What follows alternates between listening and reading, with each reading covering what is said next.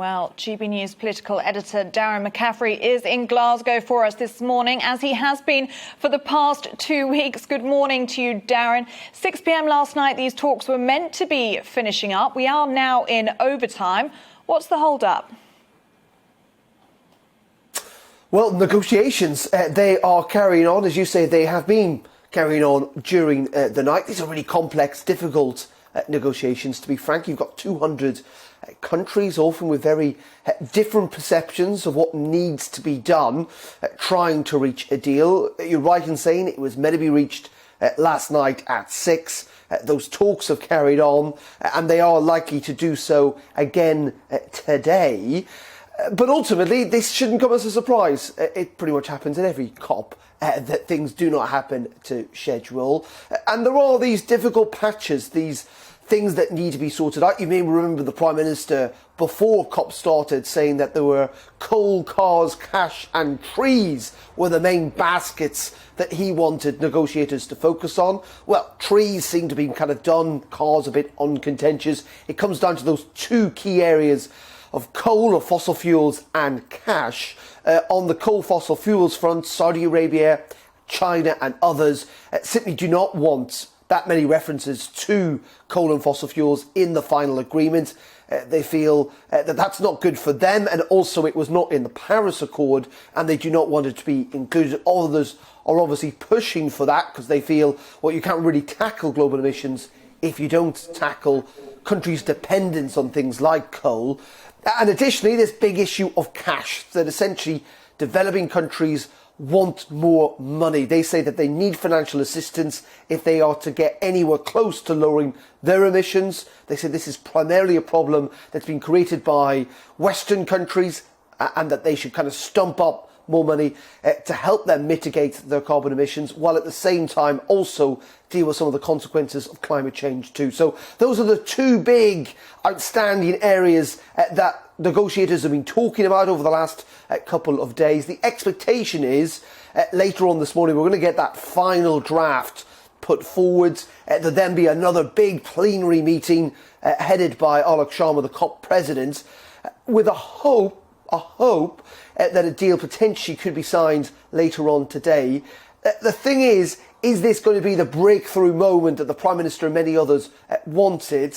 At the moment, and we haven't got the final details yet, it's not signed, sealed and delivered, but at the moment it doesn't seem like this is going to be a breakthrough COP conference with the aspiration of trying to keep that 1.5 degrees cap on global temperature rises as a thing still.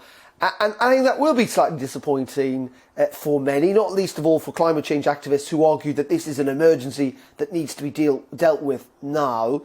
Progress has been made, that historic deal between the US and China, things like deforestation. There has been progress here at this COP, but it's been much more incremental rather than a kind of big breakthrough moment that we kind of saw in Paris 6 years ago. Well, Darren, you mentioned there the activists and disagreement. Is there a sense, do you think, learning and gathering all you can whilst you're in Glasgow, that there seem to be more questions than solutions? We're hearing some delegates have walked out of the talks, others have disagreed with the headline text that was agreed on Friday morning. How close are we to getting some sort of consensus? Well, I think we will get a consensus. There will be some type of deal, but it's kind of listening to what John Kerry, the US Special Envoy, was saying yesterday. It's not just about getting a deal, it's about getting a good deal, and that's perception of whether it will be a good deal or not. I mean, frankly, let's be honest about this, for lots of climate change activists, kind of almost any deal here wouldn't be good enough, they would argue, given the emergency situation that they perceive is happening, and they want absolutely dramatic fundamental changes right now. That was never going to happen. But at the same time, most scientists would argue that, again, if you want to keep that cap of 1.5 degrees temperature rise really in play, then dramatic things do need to happen. Emissions need to be falling this decade. At the moment, they're still due to grow by 45%. And so in the end, I'm not entirely sure this deal is actually going to get us there, which means that we're looking at temperature rises around 2 degrees or more, which could have very devastating consequences according to those scientists. Yes, some of the delegates kind of made a show about walking out yesterday, but fundamentally, and I come back to this thing I was saying at the start and why we're into extra time and why these negotiations have carried on through the night, is that it's really, really difficult. It's really difficult to get 200 countries essentially to sign up and to agree to the same thing, particularly when it's difficult, particularly when it's expensive, and that's where we're at. But as I say, we will probably, almost certainly, get some type of deal. The question in the end is who will be happy with it, and frankly, for scientists, will it be enough? Almost certainly, but it's not the end of the negotiations. In the end, this, as I say, is a staging post, this COP. There will be another one next year and the year after that and the year after that.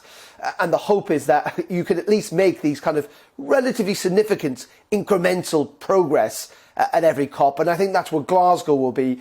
But that, again, means it's not necessarily that kind of big breakthrough that the Prime Minister said he so wanted just a couple of weeks ago.